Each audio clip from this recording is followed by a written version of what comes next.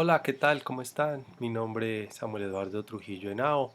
Soy docente del Departamento de Ciencias Básicas Médicas de la Universidad Tecnológica de Pereira y hoy vamos a hablar sobre las vías ventilatorias o sistema ventilatorio. Para su estudio entonces lo vamos a dividir caprichosamente en vías altas y bajas. Las vías altas comprendidas desde la nariz hasta la tráquea y las vías bajas, bronquios, bronquiolos y pulmones. Digo caprichosamente porque hay varias divisiones según los autores. ¿Sí? Encontramos una división más fisiológica en la que se habla de vías de conducción, la que van a transportar el aire que respiramos, y unas vías de intermedias en las que hay conducción y hay intercambio de gases, y por último las vías de intercambio gaseoso. Entonces, anatómicamente, yo he escogido la de vías altas y bajas, empezando por la cavidad nasal, la nariz. Esta la vamos a dividir en una nariz externa y una cavidad nasal con dos divisiones que se dan por el tabique o el septum nasal en cavidad nasal derecha e izquierda. Esta es una imagen corte de cadáver en el que me estoy apoyando de la herramienta multimedia de anatomía y fisiología revelada, material adquirido por la UTP del proveedor de McGraw-Hill, la Universidad de Toledo. Acá entonces podemos apreciar que la nariz se puede estudiar en dos partes, una nariz ósea o una base, donde están los huesos propios de la nariz, y una punta que es cartilaginosa, más blanda, donde están los cartílagos alares, cartílagos laterales y unos cartílagos accesorios. Acá estaría la fosa nasal, donde se encuentran las vibrisas, y llegamos a la cavidad nasal. Este corte entonces nos permite ver el lado izquierdo del cuerpo o de la de mi cara, donde todavía se aprecia el tabique recubierto de la mucosa. Este tabique también se estudia como tabique óseo y tabique cartilaginoso, y la relación cambia. Aquí hablamos de 2/3 de tabique óseo y 1/3 de tabique cartilaginoso. En la nariz hablamos de 2/3 de cartílago y 1/3 de tejido óseo. Entonces el tabique óseo lo constituyen o lo forman la lámina perpendicular del hueso etmoides o etmoidal, que está en la parte superior y posterior, el hueso vomer, que está en la parte inferior. Esta cavidad nasal entonces tiene un piso que está constituido por el paladar, que tiene dos componentes, un paladar duro de hueso maxilar y en la parte posterior el hueso palatino, y un paladar blando donde está la úvula, que es esta estructura que vemos acá al corte, y en los lados los pliegues palato-gloso, que va del paladar a la lengua, y palato-faríngeo, que va del paladar a la faringe. Al final del tabique encontramos la vana, que es el orificio que comunica la cavidad nasal con la faringe, exactamente la rinofaringe o la nasofaringe, que sería la primera porción o porción más cefálica o superior de la faringe. Al quitar el tabique, entonces observamos los meatos de los cornetes y los cornetes o turbinas inferior, media y superior.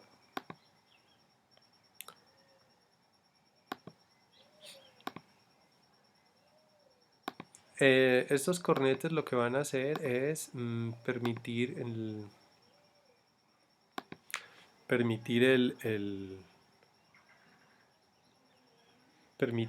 el movimiento del aire para que éste se caliente y se purifique antes de pasar a la rino o nasofaringe. Entonces acá tenemos el cornete inferior con su respectivo meato, el cornete medio con el meato medio y el cornete superior. Entonces vamos a ver aquí el cornete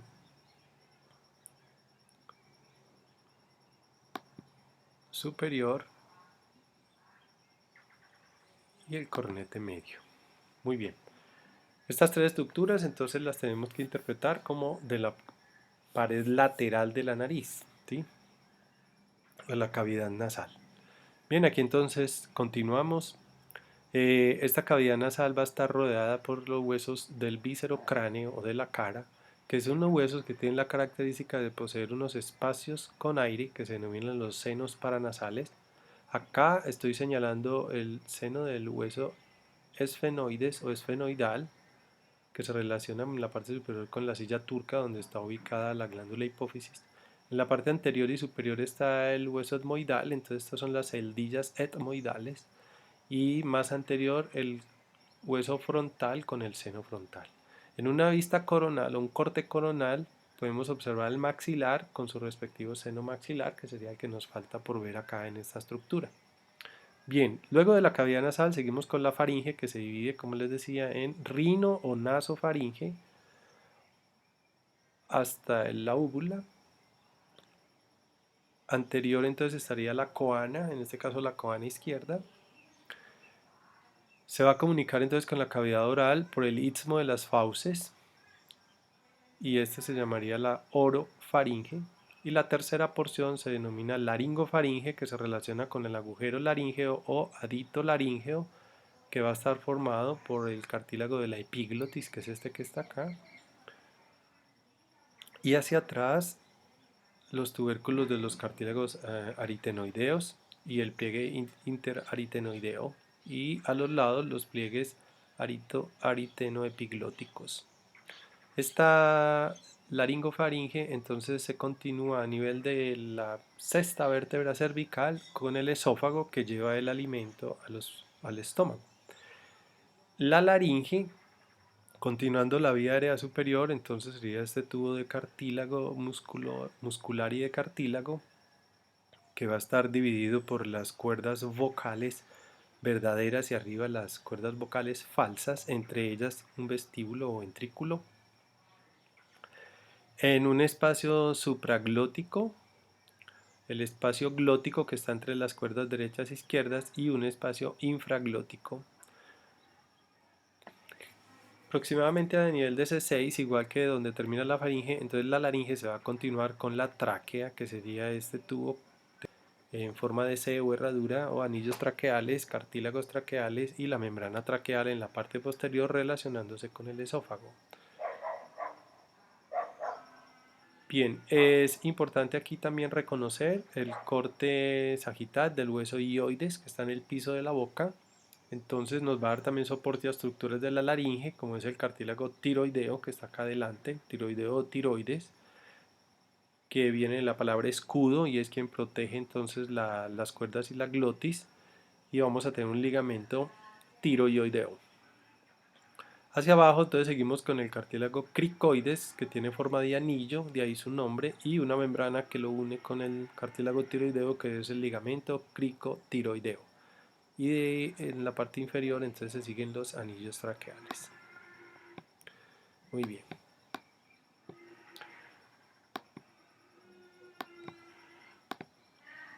Vamos a estudiar entonces la laringe,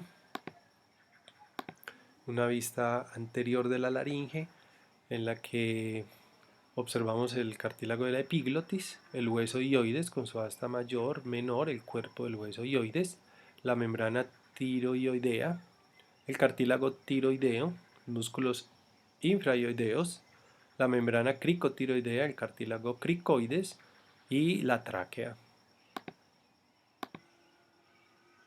En la vista lateral,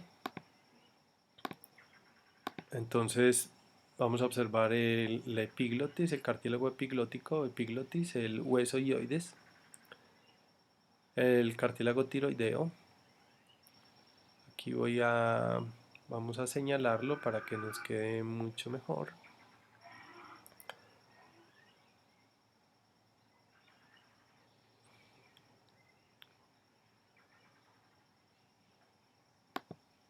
Muy bien, cartílago tiroideo con forma de escudo protegiendo las cuerdas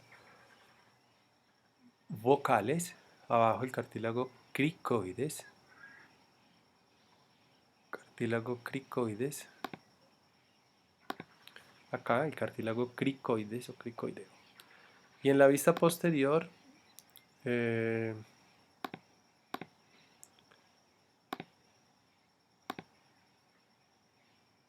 perdón, en esta vista lateral, pero al corte sagital, entonces vemos el cartílago de la epiglotis, el espacio o el área supraglótica, la cuerda vocal falsa, la cuerda vocal verdadera, el espacio infraglótico, hasta acá, hasta donde está el cartílago cricoides, y luego la tráquea.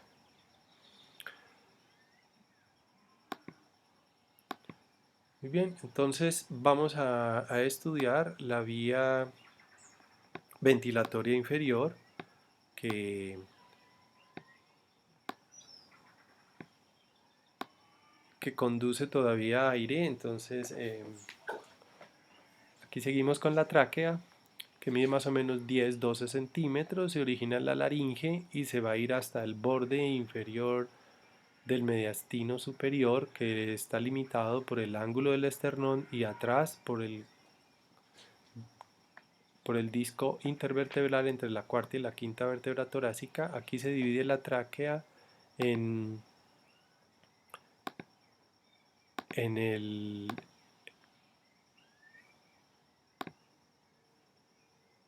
en el nivel de la carina, en bronquios principales extrapulmonares derecho, bronquio principal o extrapulmonar izquierdo.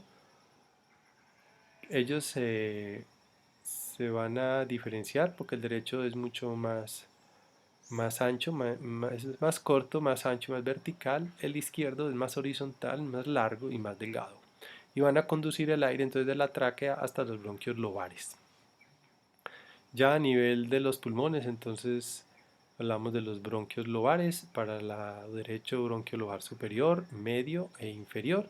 En el lado izquierdo tenemos el bronquio lobar superior y el bronquio lobar inferior. Entonces ahí está el lóbulo superior, medio e inferior. En el lado izquierdo, lóbulo superior e inferior de los pulmones. Estos pulmones entonces van a estar cubiertos por las membranas, que son la pleura visceral, que está adherida a los pulmones, y por la pleura parietal, que está ahí relacionada con la pared de la caja torácica, en la parte interna de la pared de la caja torácica, y entre ellas el espacio entonces pleural, entre las dos láminas, espacio pleural con el líquido pleural respectivamente. De los pulmones, pues destacamos en